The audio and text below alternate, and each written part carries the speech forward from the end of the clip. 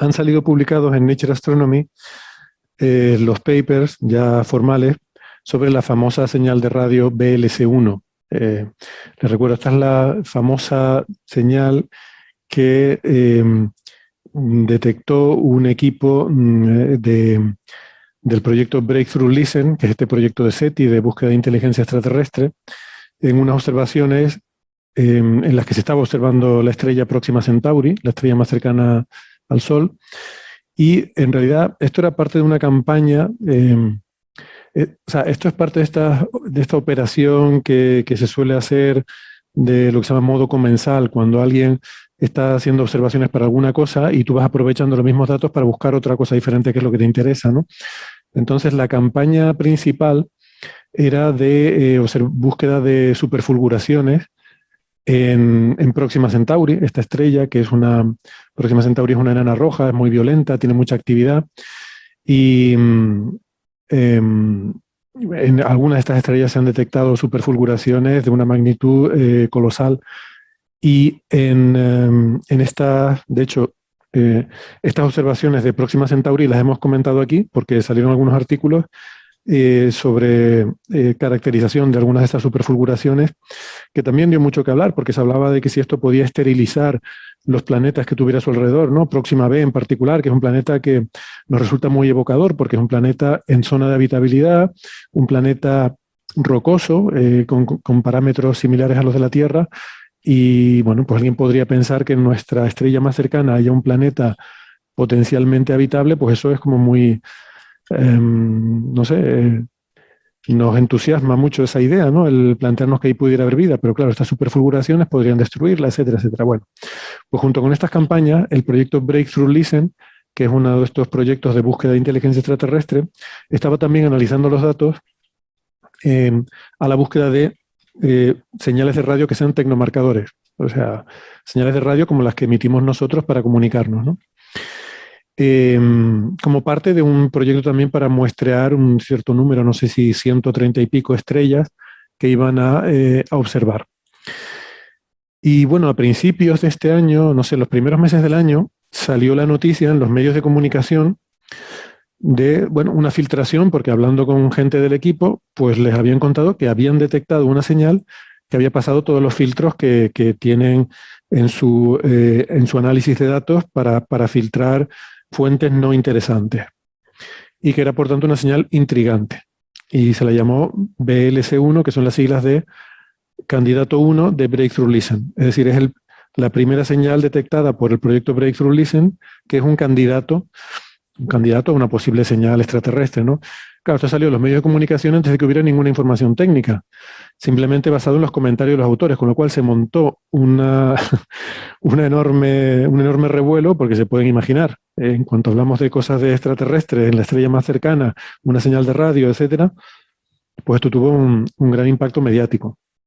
Esto fue, pues eso, comentarios de algunos de los autores con periodistas, el periodista lo publicó y de ahí salieron todos los medios de comunicación. Entonces, bueno, eso forzó un poco a los autores del trabajo a explicarlo un poco mejor, aunque todavía no había una publicación formal. Entonces hubo primero pues alguna entrevista en la que intentaron explicar un poco lo que había, que ellos no estaban diciendo que hubiera ninguna señal extraterrestre ni nada, sino que era una señal interesante que estaban analizando para ver cuál podía ser su procedencia porque no lo tenían claro. Es una señal un poco extraña. Por una parte, lo más importante es que era de banda estrecha. Una señal que tenía menos de un megahercio estaba centrada en 982 megahercios y tenía un ancho de banda de menos de un megahercio, si no recuerdo mal. Lo cual es muy raro en fuentes naturales. Normalmente las fuentes naturales producen señales con banda ancha, es decir, con una distribución en muchas frecuencias, ¿no? El generar una señal en una frecuencia muy determinada y nada en el resto es algo que uno quiere hacer pues para emitir una comunicación sin gastar mucha potencia o para no contaminar todo el espectro, ¿no? Nuestras emisoras de radio pues están en la frecuencia tal. Si cambias de frecuencia, ahí hay otra emisora diferente. Esa es la diferencia entre señales naturales y artificiales. Entonces, el hecho de que esta señal fuera tan estrecha era una cosa muy sugerente, que bueno, en principio no sería tan extraño porque estamos llenos de señales de banda estrecha que son humanas. Los seres humanos producimos mucha, eso es radiointerferencia. Entonces, bueno, cuando se hacen estas observaciones se detecta muchísima radiointerferencia, incluso aunque te vayas a los mejores observatorios radioastronómicos del mundo, como este en Australia, por cierto, el Parkes Observatory. Y Ya no solamente se le llama Parks, ahora tiene el nombre de, a ver si lo digo bien, que es sí, últimamente Murray, no sé qué. Murrayán, Murrayán, que se le dio pues hace un año, justamente, parece que fue en octubre de 2020, Sí, una ceremonia que significa, si no recuerdo mal, el mundo del cielo o algo así, ¿no? que es algo Eh, aborigen, quizás. Bueno, es un nombre de los aborígenes, también conectado con uno de los espíritus creadores o algo así. Yo la verdad que de verdad debería estudiar y aprenderme un poquito más todas estas cosas, porque los aborígenes australianos tienen un montón de historias relacionadas con el cielo bastante chulas. Mm.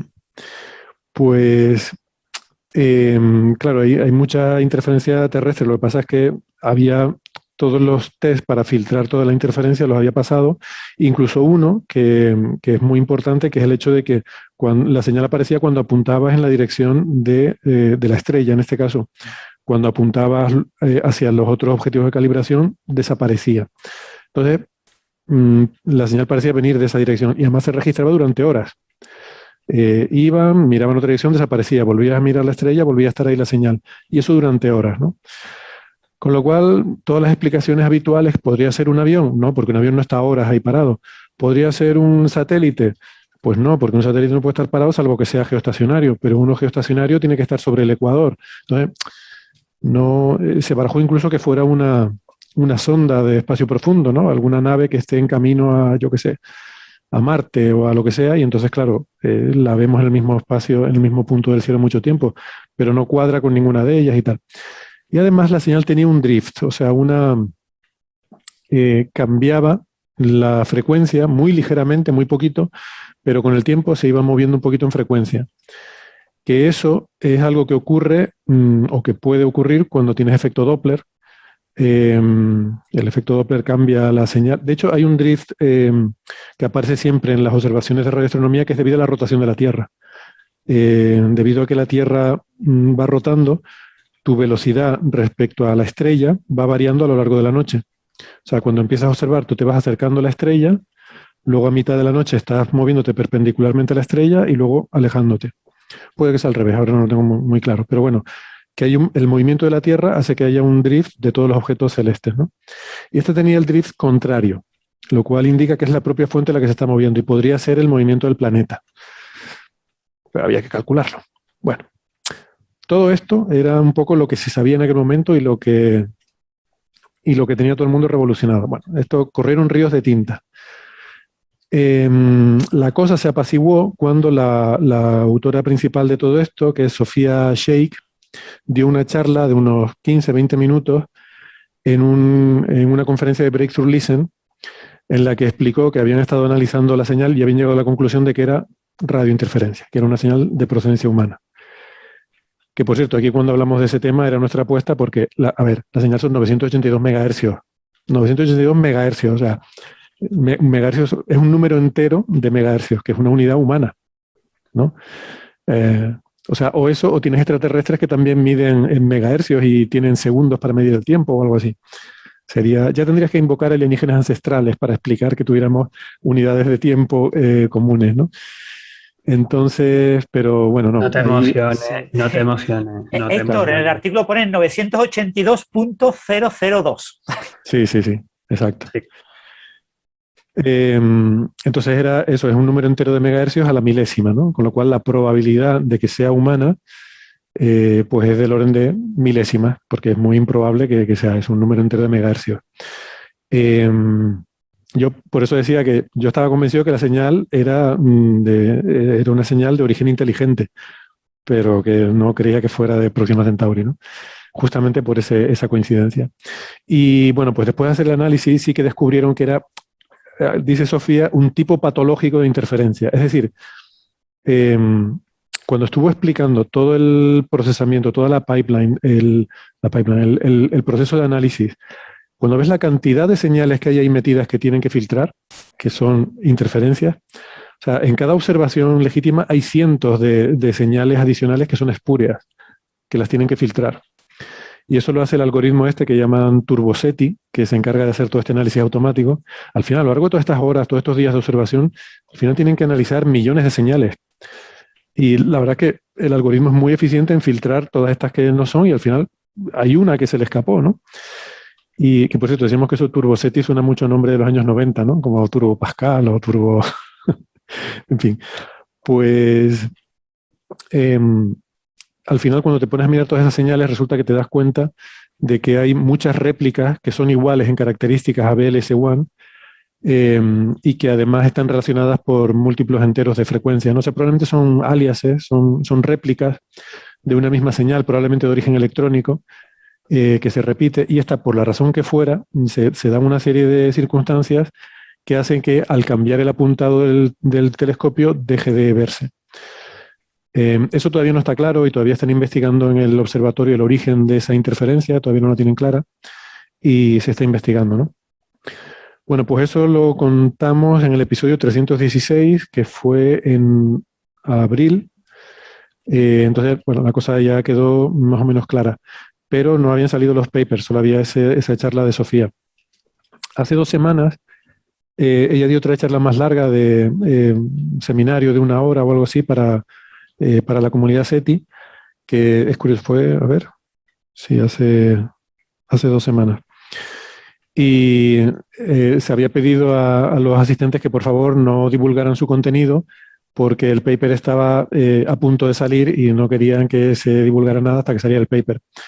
Que yo la verdad que francamente no lo entiendo porque tú puedes... o sea, en reuniones científicas y este tipo de cosas. O sea, yo creo que todo este sistema de los embargos cada vez es más anacrónico, lo hemos comentado aquí muchas veces. Yo creo que es una cosa que a día de hoy es algo obsoleto y que no tiene mucho sentido y cada vez lo será más con la inmediatez de las redes sociales y el Internet. Pero bueno, creo que volveremos a este tema en un momento. Y luego somos los que guardamos los secretos de los extraterrestres. Sí, sí, exacto. Bueno, lo que está claro es que esto... Para mí, una lección clave de esta experiencia es que esas teorías de la conspiración se caen de maduras, porque aquí ves que esta gente detecta una señal y antes de sacar papers, antes de contarlo en conversación antes de tal, ya están los medios de comunicación, porque es que los científicos no se pueden mantener la boca cerrada de las cosas que encuentran. Y salen en todos los periódicos, en toda la prensa y en todos los tal, ¿no? Y bueno, pues eso, como digo, Sofía Sheikh dio una charla... hace 2 semanas ya bastante más larga, más extensa, en la que ya contaba todos los detalles, pero viene a decir básicamente lo mismo que aquella en abril, solo que con más nivel de detalle. Y que, por cierto, supongo que ahora la charla se había grabado y supongo que ahora la harán pública. Si la veo, pondré el enlace por ahí en la referencia. Pero bueno, que ya han salido los papers. Han salido en Nature Astronomy y han sacado 2, que la verdad que no lo entiendo muy bien. Porque hay un primer paper que está firmado por Smith, a ver cómo es el nombre, Shane Smith, en el que dicen que, bueno, hablan de la detección de la señal, o sea, todo un paper, que al final son 4 paginitas, dedicado a la detección de la señal, y luego hay un segundo paper, que es el que firma de primera autora Sofía Sheikh, en el que presenta el análisis y la conclusión de que es radiointerferencia. Yo creo que con el segundo bastaba, francamente. Creo que el asunto tuvo tanta repercusión que quizás pues, los editores consideraron que valía la pena sacar 2 artículos sobre el mismo tema para darle más... No creo que haya sido cosa de los editores, eso ha sido con seguridad cosa de los autores. Es que ahora está de moda el tema ese. Yo no sé por qué está esta movida de si envío en Nature o a alguna de las relacionadas, Nature Astronomy, Nature Physics, Nature Nanotechnology, Nature Materials, envío 2 papers. Si cuelo los 2, maravilloso. Si el editor me hace juntarlos los 2, uno de ellos lo paso a información suplementaria del otro y lo cuelo como uno. Y si no cuelo ninguno de los 2, pues ya los envío a 2 revistas o lo que sea, ¿no? Entonces se divide la cosa como decir, la técnica de análisis genérico de este tipo de señales y la técnica de análisis específico de la señal específica que quiero mostrar, ¿no? Cuando hace 20 años cualquier revisor le hubiera dicho, pero señores, ustedes son tontos, primero me explican cómo se hace de forma genérica y después me ponen un ejemplo particular. Pero no me saquen 2 papers solo por tener 2 Nature. Pero ¿cómo? Un Nature y ahora todo el mundo quiere tener Nature de lo que sea, pues Hombre, como autores está claro, cuantos más tengas mejor. Todo esto te cuenta en el currículum, estos son gallifantes en el currículum. No era Nature, era en APJ, en Astronomical Journal, cuando publiqué mi primer artículo científico del año 2004, que es un tostón de 30 páginas. De hecho, al final me lo terminaron poniendo en el suplemento porque eran demasiado largos. Y tenía muchos compañeros que me decían, pero es que tú eres tonto, es que tienes que haberlo dividido entre dos, la parte fotométrica en un lado, la parte espectroscópica en otro. Y yo, pero a ver, si estoy estudiando el mismo sistema, ¿para qué quiero los dos artículos? Quiero un artículo. En fin, bueno. Bueno, este fraccionamiento es algo habitual. Yo creo que todos lo hemos hecho, quien más, quien menos. Yo confieso que lo he hecho, porque sobre todo cuando estás en ese punto de tu carrera en el que todavía no tienes una plaza y estás tal, pues tienes que engordar el currículum como puedas. Y bueno, mientras las reglas sean las mismas para todos, estamos Pero todos. lo que te digo que yo no lo hice. Tú no lo hiciste en ese caso. Que lo hiciera, que yo no lo hice al final. Sí. Sí. Luego ya es al revés. Luego ya cuando tienes la plaza, dices, a ver, hago un solo paper con todo esto, porque yo no voy a estar haciendo 3, que es el triple de trabajo. Pero bueno, ¿y qué te iba a decir? Lo que pasa es que cuando uno fracciona, no los envía juntos. Envías uno, luego el otro, luego el siguiente. Yo esto lo hice una vez, lo intenté una vez con Nature. Quise colarle 2 papers cortos y me dijeron que no a los 2, pero primero envié uno y luego envié el otro. Al final los acabé publicando como letters en otro lado, también separados, pero bueno. Pero aquí es que van juntos, que es lo que me extraña. Cuando tú mandas artículos juntos, a veces el editor te dice, bueno, estos son cosas suficientemente parecidas, júntenlos en un solo artículo, ¿no? Y aquí, sin embargo, ¿no? Últimamente está ocurriendo mucho, lo estoy viendo muchísima gente. O sea, coges un material y es un material superconductor, ¿no? Tienes un estado superconductor. Claro, los estados superconductores que son más bonitos y más agradables son los que están en un material aislante. Pues entonces, escribes un paper caracterizando las propiedades de aislante y otro paper caracterizando las propiedades superconductoras.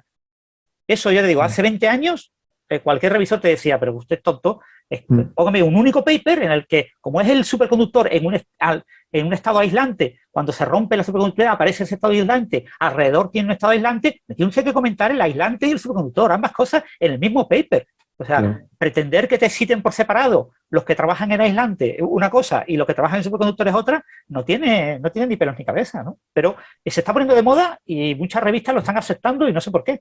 Entonces estás encontrando un mogollón de investigaciones superpartidas en trocitos, que son artículos que se han enviado el mismo día a la misma revista por prácticamente los mismos autores, ¿no? A veces hay alguno que baila, como en este caso hay alguno que baila de sitio o que baila de nombre, aparece o desaparece. Pero sí, cambian de sitio, ¿no? Sobre todo los primeros, porque hay uno que es el que escribe, otro que tal, pero bueno. Bueno, como fuere, la cuestión es que lo han publicado en 2 artículos. El primero, quizás, como digo, es sobre eso, la detección propiamente dicha. A mí me parece interesante que ponen una cota, es decir, pues hemos estado observando y no hemos detectado ninguna señal que sea un tecnomarcador. O sea, es un paper es un paper en Nature Astronomy que lleva la palabra tecnomarcador en el título. Esto puede ser el primero. Puede ser el primero. O sea que, bueno, desde ese punto de vista está bien. Pero pone una cota. Dice, bueno, pues en esta estrella, durante nuestra observación, no ha habido señales de más de tanta intensidad.